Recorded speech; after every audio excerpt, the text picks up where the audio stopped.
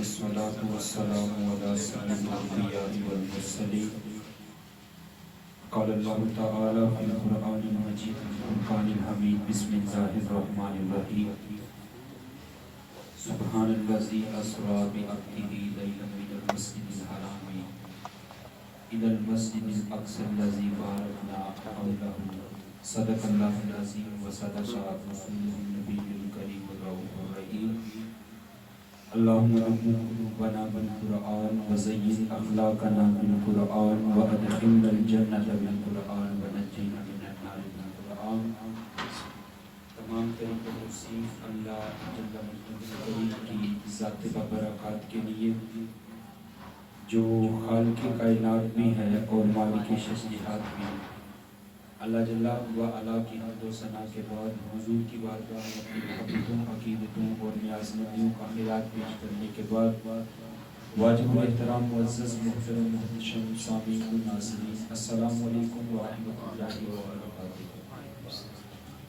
معراج کی شب آقا کریم علیہ السلام ان بلندیوں پر تشریف لے کر کے گئے جہاں پر کسی کے پہنچنے کا سوال تو کسی کا وہم و گمان بھی نہیں پہنچ سکتا ہے، اور یہ صرف آقا کریم علیہ السلام کا خاصہ ہے.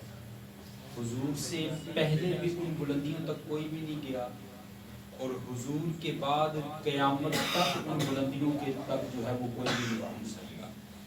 یہ آقا کریم علیہ السلام کو خاص اعزاز دیا گیا ہے.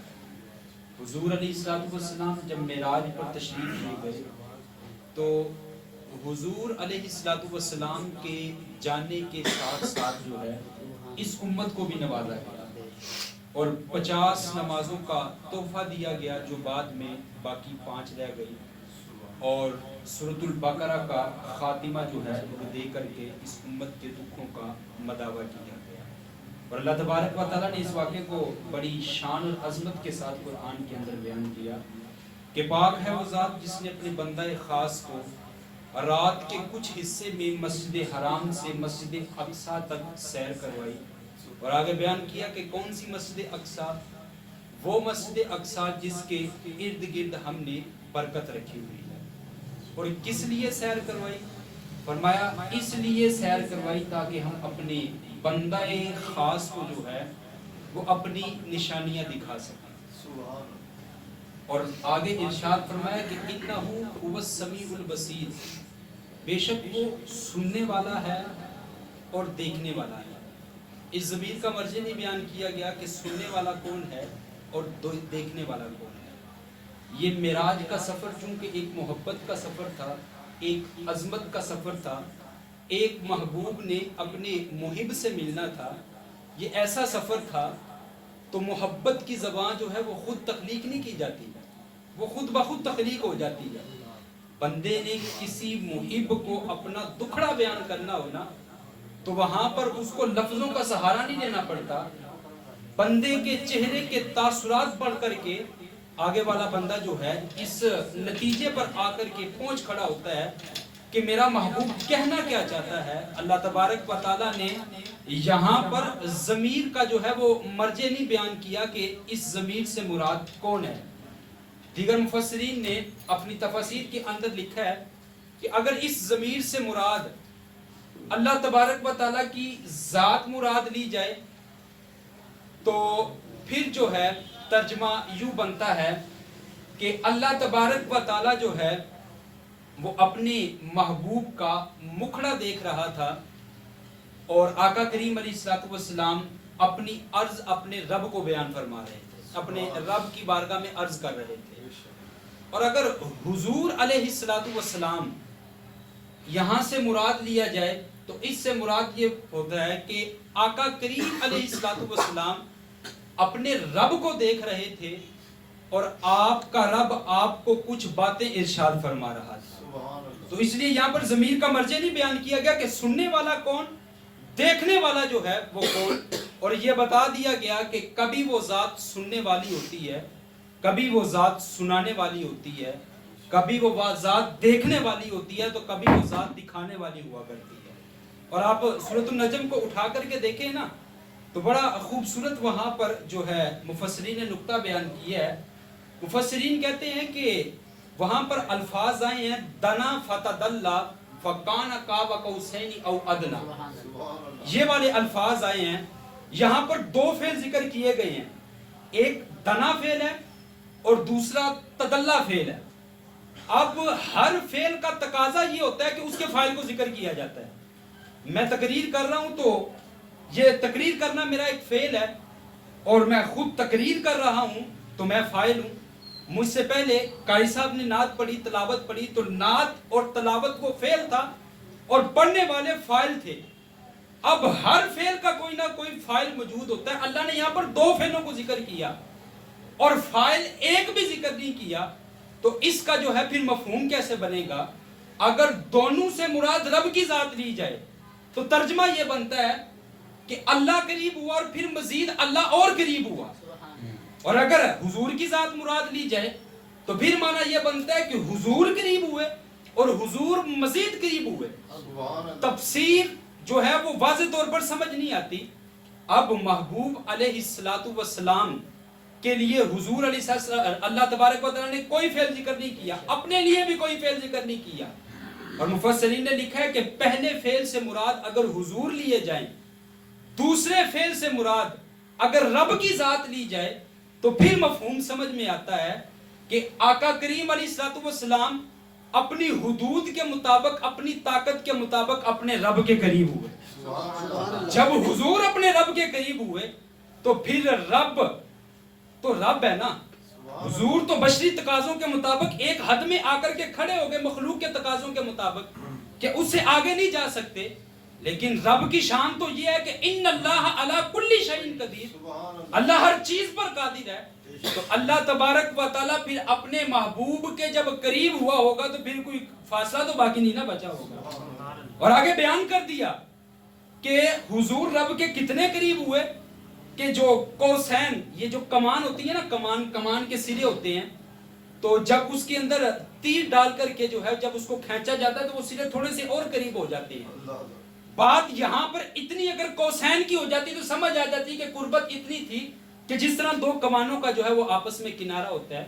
لیکن آگے فرمایا وَأَدْنَا، اس سے بھی کم فاصلہ رہ گیا. گویا کہ بتلایا جانا حضور کی شان کو مقصود تھا کہ اللہ نے معراج کی شب اپنے محبوب کے لیے سارے فاصلوں کو ختم کر کے رکھ دیا، سارے جھگڑوں کو ختم کر کے رکھ دیا، اور اللہ تبارک و تعالیٰ اپنی مبارک زبان سے اپنے محبوب کا تذکرہ کرنا چاہتا ہے. یہ رب نے اپنے محبوب کی شان کو جو ہے وہ بیان کیا. جب آقا کریم علیہ الصلوۃ والسلام اپنے رب کے حضور حاضر ہوئے تو اللہ تبارک و تعالیٰ نے ارشاد فرمایا یا محمد انت و انا وما سوا ذالک خلقت لاجلک، محبوب ایک تو ہے اور ایک میں ہوں، سبحان اللہ، اور اس کے علاوہ جو کچھ میں نے پیدا کیا ہے محبوب میں نے تیرے لیے پیدا کیا. سبحان اللہ. جب حضور نے یہ سنا تو حضور نے اپنے رب کی بارگاہ میں عرض کی اللہم انت و انا، مالک ایک تو ہے اور ایک میں ہوں، وما سوا ذالک ترکت لاجلک، محبوب ایک اے مالک ایک تو ہے اور ایک میں ہوں، اور جو کچھ تو نے میرے لیے پیدا کیا ہے آج معراج کی شب میں سب کچھ تیرے لیے چھوڑ کر کے. اور جب یہ بات کہی تو پھر اللہ تبارک و تعالیٰ نے جو ہے وہ کئی ہزار اسرار اور کئی ہزار رموز اللہ تبارک و تعالیٰ نے اپنے محبوب کے سینے کے اندر رکھ دیے. اور سینے کے اندر رکھنے کے بعد فرمایا بما اشرفک یا احمد، بتا محبوب تیری چاہت کیا ہے. تو آقا کریم علیہ الصلوۃ والسلام نے کیا کہا؟ آقا کریم علیہ الصلوۃ والسلام نے عرض کی مالک میری چاہت کیا ہو سکتی ہے، ہر جگہ پہ میں نے تجھ کو کہا کہ تو میرا رب لگتا ہے، سین حرم میں نے اس بات کی گواہی دی کہ تو میرا رب لگتا ہے، طائف کے بازاروں میں نے کہا کہ مالک تو میرا رب لگتا ہے، کبھی عکاظ کے میلے میں، کبھی ذی المزاج کی منڈی میں، تو کبھی طائف کے بازاروں میں، تو کبھی فاقے کرتے ہوئے ہر جگہ پر میں نے یہ کہا کہ مالک تو میرا رب لگتا ہے.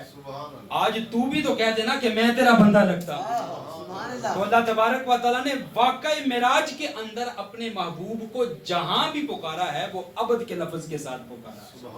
اور حضور علیہ الصلوۃ والسلام نے وہاں جا کر کے بہت سے چیزوں کے مشاہدات کیے، حضور نے جنت کو بھی دیکھا، حضور نے دوزخ کو بھی دیکھا، اور دیگر کئی چیز جو آقا کریم علیہ الصلوۃ والسلام کو جو ہے دکھائی جانی تھی، حضور نے ان تمام کی تمام چیزوں کو ملاحظہ کیا اور واپس تشریف لے کر کے آ گئے۔ جب تشریف لے کر کے آئے تو آقا کریم علیہ السلام نے فرمایا کہ میں نے اتنے سے مختصر وقت کے اندر اتنا لمبا سفر طے کیا ہے۔ کفار مکہ تو اس بات کو ماننے کے لیے تیار ہی نہیں تھے، وہ تو مسجد حرام سے مسجد اقصیٰ تک کا سفر ماننے کے لیے تیار نہیں تھے کہ مسجد حرام سے مسجد اقصیٰ کا سفر جو ہے اس وقت مہینے کی مسافت پر تھا۔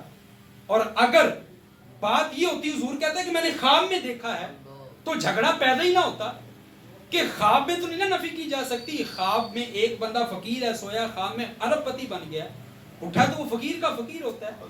حضور علیہ الصلوۃ والسلام نے خواب میں دیکھنے کا دعویٰ نہیں کیا، حضور علیہ الصلوۃ والسلام نے دعویٰ کیا کہ میں نے اپنی ان ظاہری آنکھوں سے اپنے رب کو دیکھا۔